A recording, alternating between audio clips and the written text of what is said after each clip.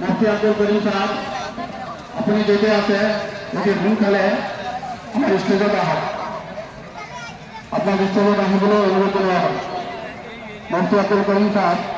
আপনি যেতে আছে আপনার স্টেজত আহিবলৈ অনুরোধ করা হয়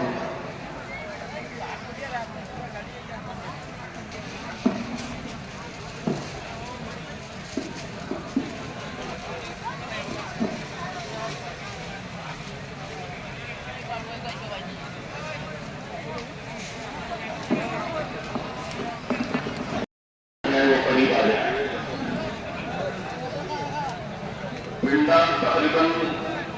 आधा पिंडदान खाली पड़ा हुआ और आधे से ज्यादा नदियों का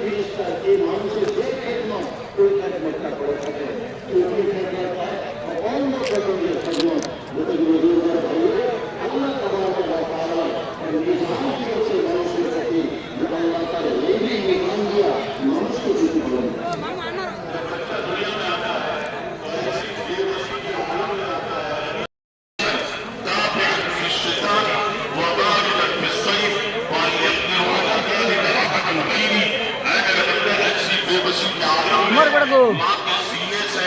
दूध के दो चश्मे मई डाली लगता जो तुझे गर्मियों में ठंडा दूध पिलाती है और जाड़े के मौसम में गर्म दूध तुम्हें पिलाती है हर महीने का मिले 2 साल तक फहालियत के बाद চিন্তা করো একটু চিন্তা করো তোমার এই জন্মের মধ্যে যখন তুমি দুনিয়াতে এসেছিলে ওই সময় তোমার জিহ্বার দ্বারা তুমি কিছু কথা বলতে পারো না তুমি এত অসহায় পাও দুটা ছিল কিন্তু পায়ের দ্বারা তুমি চলতে পারো না ওই সময় তোমার জীবন কিভাবে কাটবে তুমি কিভাবে শান্তিতে জীবন যাপন করবে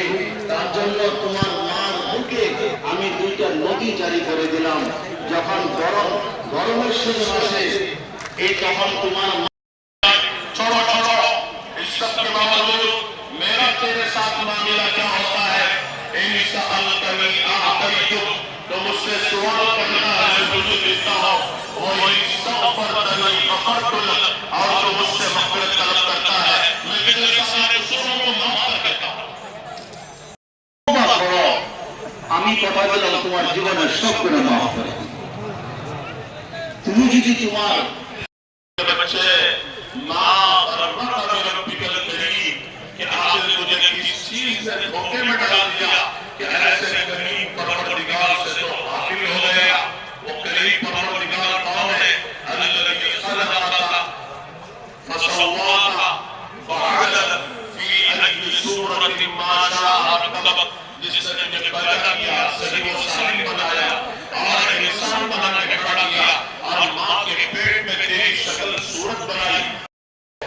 बड़ा सबब यह है कि अल्लाह से हमारा ताल्लुक टूट गया और अल्लाह के नबी की जिंदगी को हमने बदल दिया। दुनिया भर की चीजों से वाकिफ है और नबी की जिंदगी से गाफिल है। तो इसलिए सबसे पहला काम अल्लाह से अपने ताल्लुक को सही करना और हजरत मोहम्मद रसूलुल्लाह सल्लल्लाहु अलैहि वसल्लम की मुबारक जिंदगी को अपनी जिंदगियों में, अपने घरों में, अपनी औलाद में, अपने बाजारों में और अपने महलों में और पूरे आलम में और अपने तमाम शोबों में जिंदा करना है। यही कामयाबी का रास्ता है। मोहतरम मेहमान বলেন হযরত হাসান বসরি রাহমাতুল্লাহ আলাইহি বিরাট বড় বুজুর্গ অতিবাহিত হয়েছেন। তিনি কিতাব লিখছেন, হাদিসের কিতাব লিখছেন। এই নবীজির হাদিস যখন লেখেন উনি এতই কান্দা কাঁদেন। একটা ওয়াকিয়া বলছেন মসজিদে নববী ওই সময় মিম্বার ছিল না, একটা খেজুরের গাছ অর্ধ কাটা ছিল, এই গাছের উপরে হাত রেখে উনি খুতবা দিতেন। এরপরে সাহাবায়ে কেরাম নবীজির জন্য একটা মেম্বার প্রস্তুত করলেন। এই প্রথম জুমা পড়ালেন মেম্বারে বসে বসে, যে মেম্বারে নবীজি কদম রাখলেন, যে ওই খেজুরের গাছ, যে গাছে হাত রেখে উনি খুতবা দিতেন, এই মরা গাছ কান্দা শুরু করলো। এমন কান্দা, হেঁচকি নিয়ে নিয়ে কান্দা শুরু করলেন। এই মসজিদ সম্পূর্ণ ভর্তি ছিল সাহাবায়ে কেরামদেরকে নিয়ে। সাহাবায়ে কেরাম অবাক হয়ে গেল, কে কাঁদছে, এত দরদ ভরা আওয়াজ তার। দেখা গেল যে গাছের উপরে নবীজি হাত রাখিয়া জুমার খুতবা দিতেন, যে বর্তমান আমাদের ইমাম तुम दुनिया की बातें बहुत करती हो, जब रिश्तेदार औरतें आ जाए, पड़ोसी औरतें आ जाए, या इनका कहीं जाना हो, तो दीन की भी कोई बातें किया करो। अल्लाह की बड़ाई और अज़मत, नबी की जिंदगी में कामयाबी के तज़किरे, आखिरत के तज़किरे, इस तरह उनका भी मिजाज दायमा मिजाज है। और फिर इसी तरह से